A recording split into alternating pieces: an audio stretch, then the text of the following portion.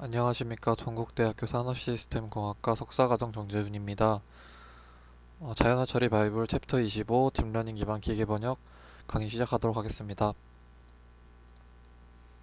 네, 강의 서적으로는 자연어 처리 바이블을 이용하였고요. 네, 챕터 25 딥러닝 기반 기계번역에서는 첫 번째 기계번역 소개 및 흐름, 두 번째 딥러닝 기반 기계번역의 흐름, 세 번째 시퀀스 투 시퀀스 구조와 인코더 디코더, 네 번째 RNN 기반 뉴럴 머신 트랜슬레이션, 다섯 번째 어텐션의 등장, 여섯 번째 트랜스포머 모델, 일곱 번째는 셀프 어텐션, 여덟 번째는 멀티 헤드 어텐션, 아홉 번째는 포지셔널 인코딩, 열 번째는 레지듀얼 레이어 노멀라이제이션, 열한 번째는 디코더 트랜스포머의 디코더, 열두 번째는 리니어 레이어랑 소프트맥스 순서대로 시작하도록 하겠습니다. 첫 번째 기계 번역 소개 및 흐름에서는 기계 번역이란 이 소스 문장을 타겟 문장으로 컴퓨터가 번역하는 시스템을 의미하며 원시 언어를 목적 언어로 컴퓨터가 변환하는 소프트웨어라는 설명도 있습니다. 그래서 문장을 다른 문장으로 이렇게 변환하는 번역하는 게 이제 기계 번역인 거죠. 그래서 기계 번역의 세 가지 흐름으로는 저희가 이제 많이 배웠던 규칙 기반, 통계 기반, 인공신경망 기반의 기계 번역이 있는데, 규칙 기반의 기계 번역에서는 이 언어학적 그리고 문법적으로 언어를 번역하는 것을 의미하며 이 소스 문장에 해당하는 언어를 형태소 그 다음에 구문 분석 등의 과정을 거쳐 타겟 언어의 문법적 규칙에 맞게 변환시켜서 번역을 진행하는 방법입니다. 옛날 방법인 거죠. 그 다음에 통계 기반 기계 번역에서는 대용량 코퍼스로부터 학습된 통계 정보를 통해서 번역을 진행하는 방법입니다. 그래서 번역 모델과 언어 모델로 구성되어 있으며 어, 두 가지 모델로 구성되어 있고, 번역 모델을 통해서 소스 문장과 타겟 문장의 이 얼라인먼트를 추출하고 일치시키는 걸 추출하고, 그 다음에 언어 모델을 통해서 타겟 문장의 확률을 예측합니다. 그 다음에 인공신경망 기계 번역에서는 딥러닝을 이용하여 입력과 출력의 문장을 하나의 쌍으로 두고 이 가장 적합한 표현과 번역 결과물을 찾는 방식입니다. 그래서 엔드 투 엔드 번역 시스템이라고도 말합니다. 이 기계 번역의 이 역사적 흐름에서는 이 첫 번째 처음에 나왔던 규칙 기반 기계 번역과 이 통계 기반 기계 번역의 흐름이 이제 연결이 되는데, 어, 단어 구, 그다음 계층적인 구, 그다음에 이 RNN, 이거는 이제 밑에와 연결되어 있네요. 그다음에 이제 구문 단위, 그다음에 통계 기반 기계 번역을 거치면서 발전이 되었는데, 여기까지가 이제 통계 기반의 기계 번역을 거치면서 발전이 되었고, 그 다음에 이제 인공신경망 기계 번역의 흐름으로는 이 어, 학습 구 표현, 그러니까 RNN을 이용한 학습 구 표현에 대해서 이 기계 번역에서는 이 논문을 통해서 딥러닝 기반인 RNN을 사용해서 기계 번역을 개발했다고 합니다. 이 기계 번역 논문이 첫 번째로 나온 RNN 기계 번역 논문이랍니다. 그리고 두 번째로는 Neural Machine Translation by Joint Learning to Align and Translate의 논문에서 소개된 이 어텐션이라는 모델을 이용해서 어, 이 기존의 기계 번역, 통계 기반의 기계 번역과 비교해서 이 어텐션이라는 모델을 이용한 기계 번역에 더 좋은 성능을 보여주기 시작했다고 합니다. 그 이후에 이제 구글, 네이버, 시스트렌이라는 곳에서 이런 번역기를 이용해서 이 상용화를 시킨 다음에 기계 번역 시스템을 개발하기 시작하였고, 그 다음에 이제 Attention is all you need 라는 논문에서 트랜스포머라는 유명한 모델을 이용해서 기계 번역을 하는데, 이게 가장 좋은 성능을 보이고 있고, 대부분의 기업에서 이 트랜스포머 모델을 채택해서 서비스를 진행하고 있다고 합니다. 그래서 Q&A, 랭귀지 레프레젠테이션, 오타가 있네요. 서머라이제이션 등 다양한 분야에서 좋은 성과를 내고 있다고 합니다. 이 트랜스포머 모델이. 그래서 이렇게 순서대로 흐름이 되는 것을 볼 수 있습니다. 처음으로 이 가장 기계 번역에서 많이 이용되는 모델을 설명을 해드릴 건데, 시퀀스 투 시퀀스 구조와 인코더 디코더에 대해서 말씀을 드리겠습니다. 이 인공신경망 기계 번역은 딥러닝 기반 기계 번역기이며, 이 학습에 필요한 것은 오직 이 패러럴한 코퍼스, 즉 병렬 코퍼스가 필요하답니다. 그래서 이 인공신경망 기계 번역 모델은 시퀀스 투 시퀀스 구조라고도 불리며, 이 한국어 예를 들어 한국어 영어 번역기라면 한국어 문장을 그 영어 문장으로부터 한국어를 문장을 이제 번역해서 문장 투 문장, 즉 그러니까 문장에서 문장으로 바꾸는 것을 이제 의미하며, 시퀀스 투 시퀀스는 다르게 표현하면 인코더 디코더 구조라고 합니다. 그래서 인코더 디코더에 대해서 말씀을 드리자면, 인코더란 컴퓨터가 이해할 수 있는 형태로 인간의 언어를 바꾸어주며 지식 표현 체계인 숫자로 바꾸어주는 역할을 진행합니다. 그래서 고차원 벡터 형태로 바꿔주고, 개념이 인베딩이랑 비슷하네요. 그래서 이 디코더는 인코더의 결과인 문장 인베딩 벡터와 이전 타임스텝에까지 번역해서 생성된 단어들을 기반하여 현재 타임스텝, 그러니까 이전의 타임스텝을 고려한 현재의 타임스텝의 단어를 생성하는 작업입니다.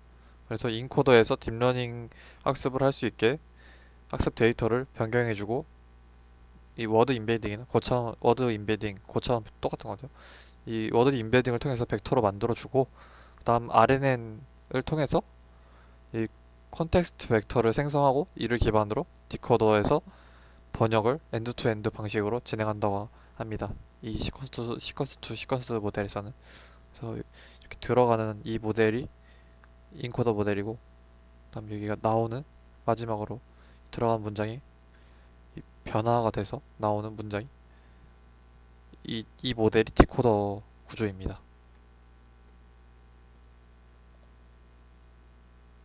네.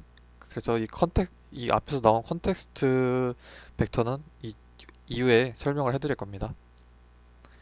그래서 이 기본 기계 번역에서 제일 기초적으로 사용되는 게 RNN 기반의 기계 번역인데, 이 RNN 기반의 기계 번역에서는 인코더는 입력의 각 아이템이라고 여긴 불리네요.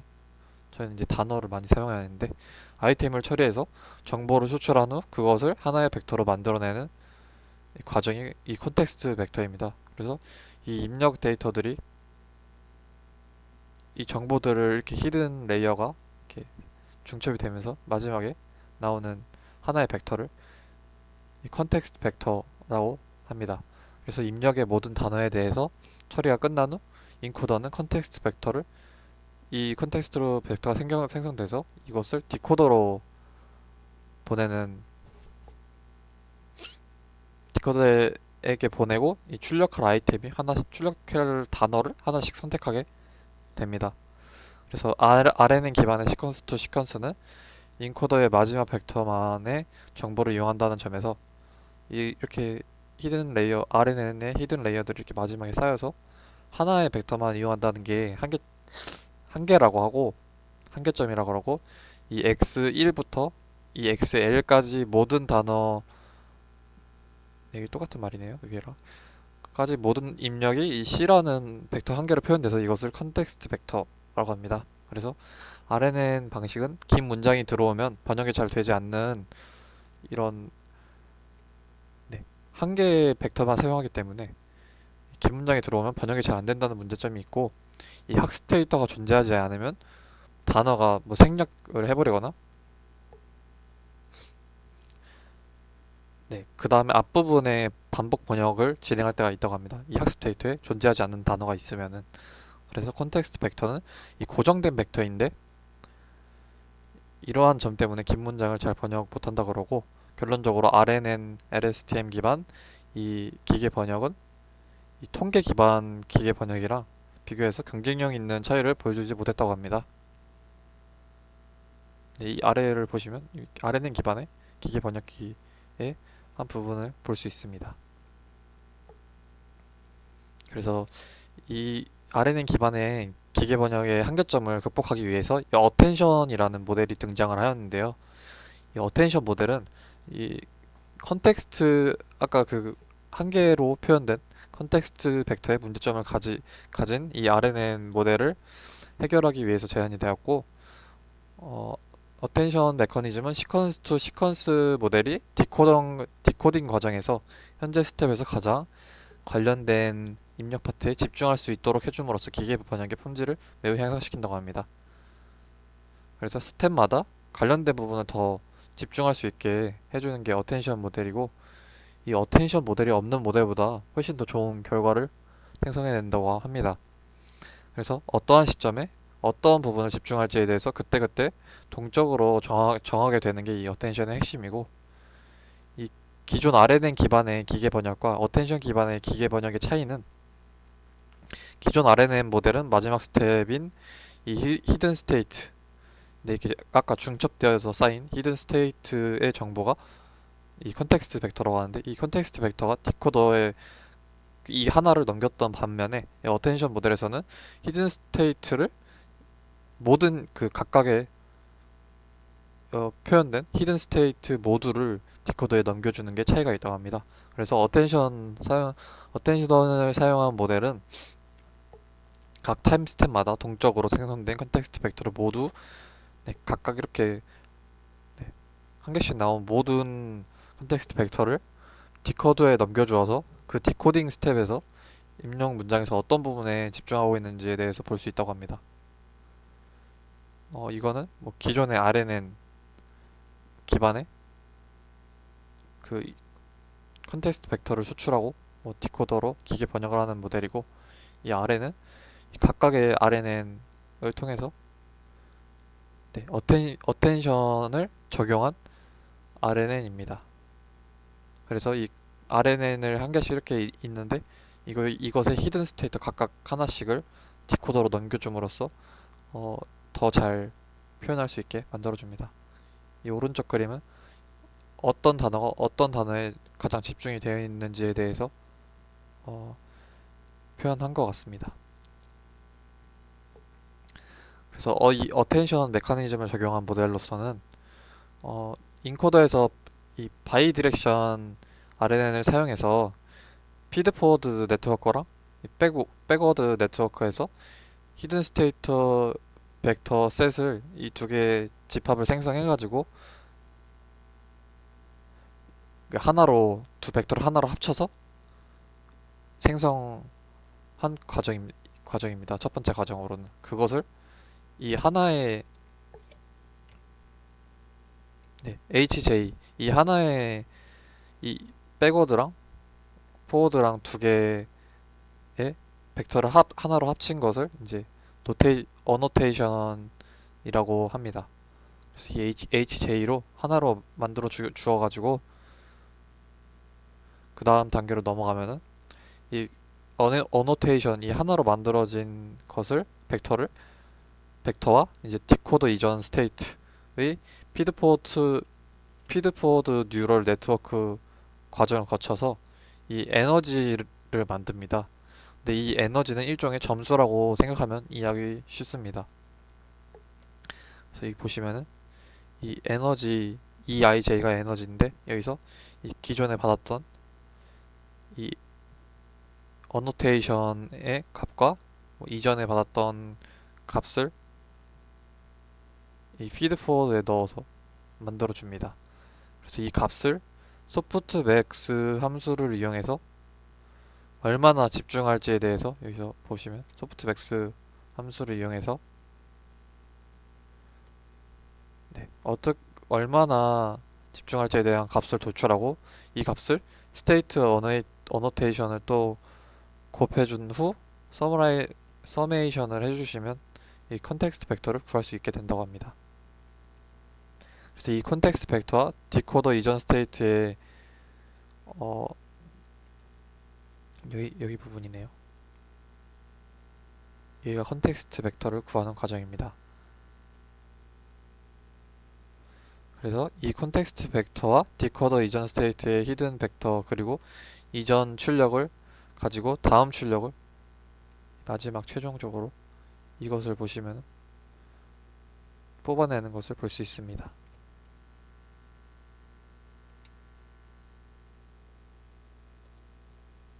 다음 모델로는 트랜스포머 모델인데 이것은 RNN과 CNN의 사용 없이 오직 어텐션 모델만을 이용한 모델이고 이 트랜스포머는 병렬화가 가능하고 이 학습 속도가 빠르며 인코더 디코더 모델입니다. 그래서 여기 보시면 인코더랑 디코더를 볼 수 있습니다.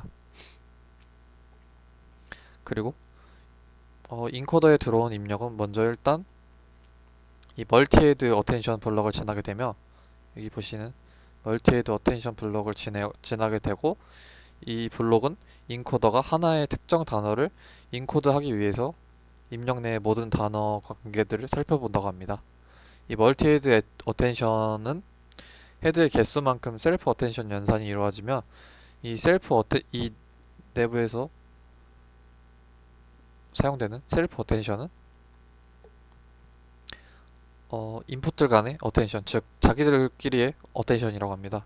그래서 이 입력이 셀프 어텐션, 이 인풋 임베딩이 셀프 어텐션 층을 거쳐가지고 통해 나온 출력을 다시 이 피드 포워드 신경망으로 돌아가게 되면 똑같은 피드 포워드 신경망이 각 위치에 단어마다 독립적으로 적용돼서 출력을 만들어준다고 합니다. 디코더도 이 비슷한 과정입니다. 근데 이제 차이점은 마스크드 셀프 어텐션과 인코더, 디코더 셀프 어텐션 그리고 피드 포워드 네트워크로 구성된 것 중에 이 마스크드랑 멀티 어텐션 부분이 차이가 있습니다. 이거에 대해서 하나하나 상세하게 알아보도록 하겠습니다. 이 멀티 헤드 어텐션 부분에 셀프 어텐션을 이 헤드의 개수만큼 사용한다 그랬는데 먼저 셀프 어텐션에 대해서 설명을 해드리자면 셀프 어텐션은 계산의 가장 첫 단계에서는 인코더에서 입력된 벡터들을 여기서 입력된 임베딩 벡터들을 3개의 벡터로 만들어내는 일입니다. 그래서 커리 벡터, 키 벡터, 밸류 벡터를 생성하고 이 3개의 학습 가능한 행렬들을 각각 곱함으로써 만들어집니다. 그래서 이 x1, 예를 들어 이 x1을 이 가중치 행렬인 wq를 곱해서 이 커리 벡터를 생성합니다.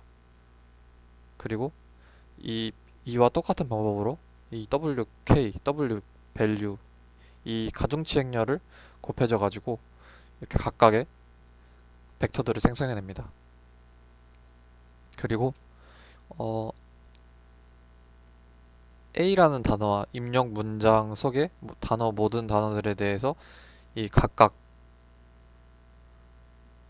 모든 점수들을 계산해야 하며 이 점수는 현재 위치에 이 단어를 인코드할 때 다른 단어들에 대해 얼마나 더 집중해야 할지 결정해 주는 겁니다. 그래서 이 점수를 구해야 되는데 두 번째 단계로는 얼마나 집중할지에 대한 점수를 구해야 되는데 이 점수는 이 커리 벡터와 점수를 매기려는 단어의 위치의 그러니까 다른 단어의 위치에 키 벡터, 이 커리 벡터와 이 다른 단어의 키 벡터를 곱해줌으로써 이렇게 점수를 나타낼 수 있고 이 점수들을 8로 나누어 주면은 키 벡터의 사이즈인 64의 제곱근이라는 식으로 계산이 된 것이며 이게 루트 8의 64의 제곱근 64의 제곱근이라 8인 거죠. 그래서 8로 나누어져서 이것을 더 안정적인 그레디언트를 가지게 되는 거라고 합니다.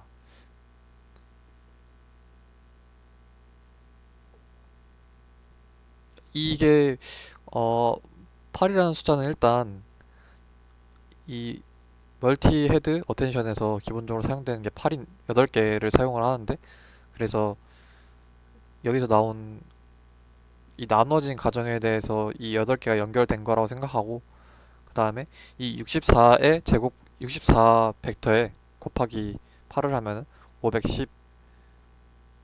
512개의 벡터 차원이 나오는데 그것을 많이 사용해서 64의 제곱근을 8로 나눠줬다고 하는 것 같습니다.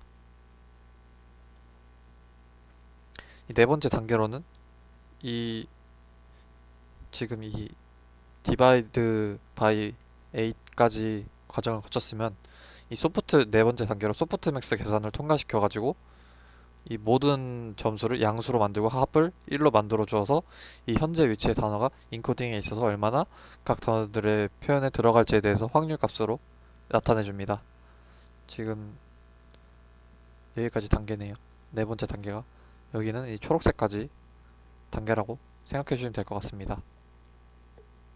다섯 번째는 이 각 단어의 입력의 각 단어들의 이 밸류 값 제가 이 파란색 밸류 값을 아직 사용하지 않았는데 이 밸류 벡터를 이 점수에 곱하는 것입니다. 그래서 이 소프트맥스와 이 밸류 값을 곱해 가지고 우리가 집중을 하고 싶은 관련이 있는 단어들은 그대로 남겨두고 이 관련이 없는 단어들은 0.001과 같은 작은 숫자를 곱해서 없애버리는 용도로 사용을 한다고 합니다. 그래서 이 점수로 곱해진 이 웨이트 밸류 벡터들을 다 합하는 네, 이 소프트맥스랑 이 밸류랑 곱해져가지고 마지막에 이 점수로 곱해진 웨이트 밸류 벡터들을 다 합해서 이 단계의 출력이 바로 현재 위치에 대한 셀프 어텐션 레이어의 출력이 된다고 합니다. 그래서 이 전체의 과정을 스케일 닷 프로덕트 어텐션이라고 합니다. 네, 이 전체의 과정을 스케일 닷 프로덕트 어텐션이라고 하고 이 기존 트랜스포머 멀티 헤드 어텐션에 대해서 이제 셀프 어텐션에 대해서 설명을 해드렸고 그 다음에 이 멀티 헤드 어텐션에 대해서 다시 설명을 드리자면 셀프 어텐션 레이어에 이 멀티 헤드 어텐션이라는 메커니즘을 더하면은 그러니까 셀프 어텐션 레이어를 여러 개 구성해서 사용을 하면 성능이 더욱 좋아진다고 합니다. 그래서 이 멀티 헤드 어텐션을 이용함으로써 이 쿼리, 키, 밸류, 웨이트 행렬을 가지게 되면 여러 개를 가지게 되면 이 논문에서 트랜스포머를 처음 냈던 논문에서 제안된 구조는 8개의 어텐션 헤드를 가지고 있고 이것은 이제 8개의 인코더, 디코더마다 8개의 세트를 가지게 되는 것을 의미합니다. 그래서 이 여러 개의 리프레젠테이션 공간을 갖게 하고 이 8개라서 다양한 표현을 학습하려는데 잘 표현이 된다고 합니다. 이렇게 0부터 7개까지 어텐션 레이어를 8개로 이용한 것을 볼 수 있습니다. 그래서 그 셀프 어텐션 계산 과정에서 이 8개의 다른 웨이트 행렬들을 8번 거치면은 8개의 서로 다른 Z 행렬, 어텐션 헤드가 생성이 되고 8개의 행렬을 바로 피드포워드에 한 번에 보낼 수 없기 때문에 이것을 하나로 합쳐줘야 된다고 합니다. 왜냐하면 이 한 개의 행렬만이 인풋으로 이 피드포워드 레이어에 들어가기 때문에 이것을 하나로 합쳐줘 가지고 하나의 행렬로 만들고 그 다음에 하나의 또 다른 웨이트 행렬인 W0를 곱해 가지고 이 Z를 최종적으로 최종의 어텐션 헤드를 만들어 준다고 합니다. 그래서 이 멀티 어텐션 헤드 이 각각의 1부터 H까지 콘캣을 하고 그 다음에 가중치를 곱해줘 가지고 만들어주는 것을 볼 수 있습니다. 각각의 헤드는 QW 키, 쿼리, 키, 밸류 이것들을 이용해서 어텐션을 적용해서 만들어준다고 합니다. 그래서 일단 이 트랜스포머 모델을 보시면 이 멀티 헤드 어텐션까지 지금 설명을 해드렸는데 그 전에 여기 이 태극 마크 같이 생긴 이 포지셔널 인코딩을 설명을 드리자면 이 트랜스포머의 입력값을 줄 때 RNN과 달리 이 순차적으로 트랜스포머는 입력을 주지 않아 가지고 이 입력 문장에 대해서 어떻게 순서를 줘야 될지 고민을 해서 이게 제안이 됐다고 합니다. 해결하기 위해서. 그래서 트랜스포머 모델은 임베딩의 포지셔널 인코딩 이것을 이용해서 하나의 벡터를 추가함으로써 어, 이 아래 임베딩에 이 포지셔널 인코딩이라는 것을 추가해서 하나의 이 신호 임베딩 어, 이 벡터들은 이 벡터들이 특정한 패턴을 따르게 이 포지셔널 인코딩을 더함으로써 특정한 패턴을 따르게 만들어주고 이 패턴이 모델에서 각 단어의 위치와 시퀀스 내의 다른 단어 간의 위치에 대한 차이에 대한 정보를 또 알려준다고 합니다. 그래서 이 어, 모델의 단어의 위치와 그런 다른 시퀀스 내의 다른 단어들의 위치를 고려하기 위해서 이러한 포지셔널 인코딩을 사용한다고 합니다. 그 다음에 이 인풋 임베딩에서 이 포지셔널 인코딩을 통해서 이렇게 이 임베딩 with time 시그널 이 고려한 단어의 순서를 고려한 어, 벡터 값을 여기 멀티헤드 어텐션 모델에 넣어서 그 다음에 이 residual and layer normalization을 한다고 합니다. 이 residual layer normalization에서 첫 번째로 이 트랜스포머 모델에서 이 각 인코더 내에 서브 레이어가 이 residual 커넥션으로 연결이 되어 있으며 여기 보시면은 네 여기 있네요.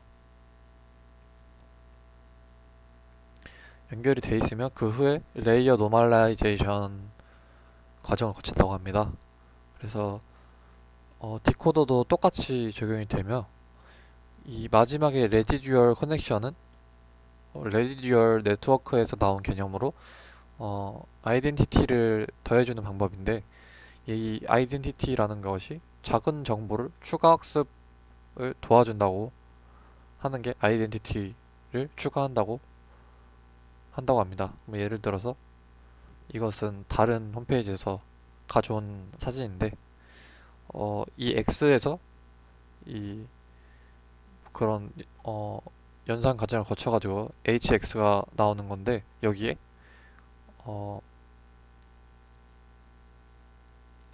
이 HX 최종적으로 나오는 HX는 이 FX를 더해줌으로써 FX에 이 기존의 X를 이것이 그냥 FX인데 여기에 기존의 이 전체적인 이 한 줄의 FX에 이 기존 이 X 아이덴티티를 더해줌으로써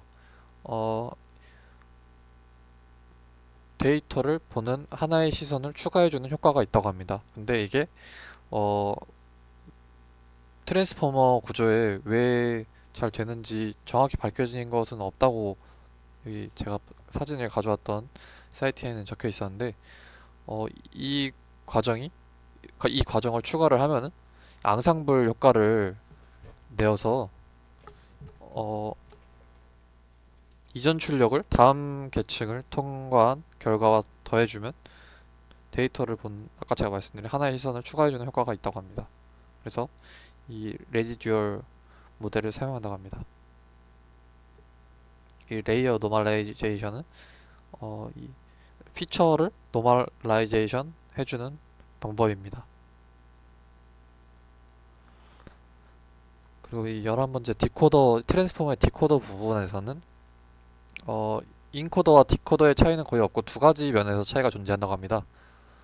첫 번째로 이 마스크드 멀티 헤드 어텐션에 대해서 설명을 해드릴 건데 이 디코더에서는 셀프 어텐션 레이어는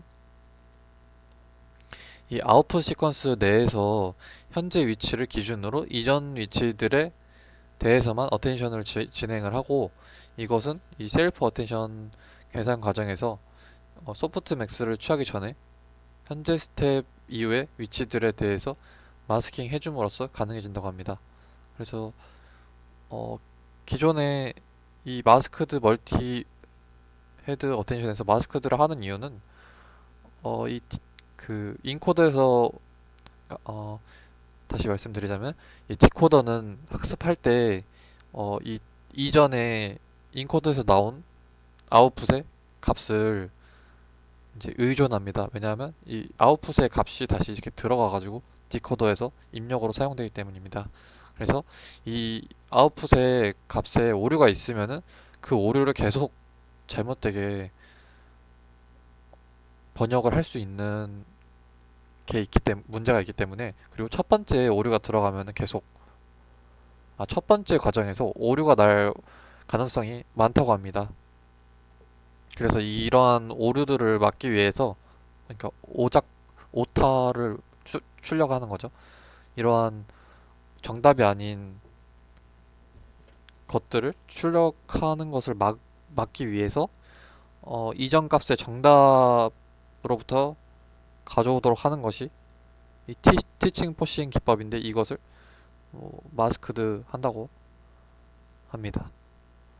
그리고 두 번째 기존의 인코더와 다른 차이는 이 여기 부분의 멀티 헤드 어텐션 레이어는 인코더의 멀티 헤드 어텐션 레이어와 똑같이 작동을 하는데 한 가지 차이가 뭐냐면 어, 이 디코더의 멀티 헤드 어텐션은 쿼리 행렬들은 이 밑에서 레이어에서 가져오고 그 다음 키와 밸류 행렬들은 인코더에서 여기 보시면은 인코더에서 나온 것들을 이렇게 사용하는 것을 볼 수 있습니다.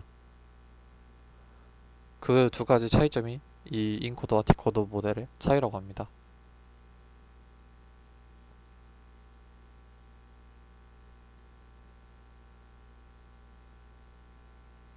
네, 그래서 마지막으로 이 위에 부분을 설명을 해드릴 건데 리니어 레이어랑 소프트맥스 부분입니다. 이 여러 개의 디코더를 거친 후에 이렇게 여러 개의 디코더를 거친 후에 여기서 이제 추출되는 소수로 이루어진 벡터가 남게 되는데 이 벡터를 하나의 단어로 바꾸기 위해서 이 리니어랑 소프트맥스를 이용한다고 합니다. 그래서 리니어는 풀리 커넥티드 신경망으로 디코더가 마지막으로 출력한 이 벡터에서 그보다 훨씬 더 큰 사이즈인 벡터로 로짓 벡터로 투영을 시켜주는 것이라고 합니다. 그래서 뭐 예를 들어 트레이닝 데이터에서 총 만 개의 영어 단어를 학습을 시키고 이 경우 이 로짓 벡터의 크기는 만이라고 합니다. 그러니까 이 버케블러리 수에 따라서 이 로짓 벡터는 정해지는 겁니다. 그래서 이 벡터는 각 셀에 그에 대응하는 각 단어에 대한 점수를 이렇게 확률에 따라서 얻게 됩니다. 아니네요. 여기 밑에네요. 점수를 얻게 되고 각각의 점수를 얻게 되고 그 다음에 소프트맥스 레이어를 이용해서 이 확률로 변환해 줍니다.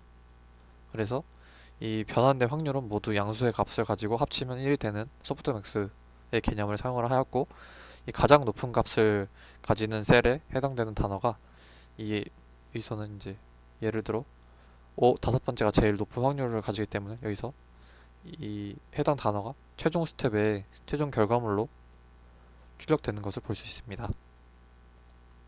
감사합니다.